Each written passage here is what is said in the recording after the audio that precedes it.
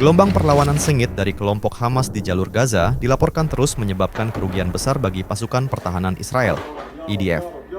5 prajurit IDF tewas pada Senin, 7 Juli, akibat ledakan bom di Beit Hanun, Gaza Utara. Insiden ini menambah jumlah korban jiwa di pihak Israel menjadi lebih dari 1.200 personel.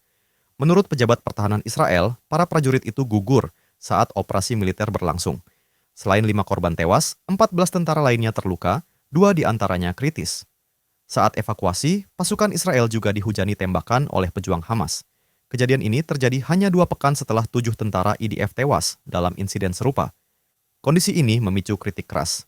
Jurnalis Israel, Eyal Berkovich, mengkritik Perdana Menteri Benjamin Netanyahu, menuduhnya mengorbankan prajurit demi kepentingan pribadi. Ia bahkan menyarankan istri Netanyahu mengunjungi keluarga korban.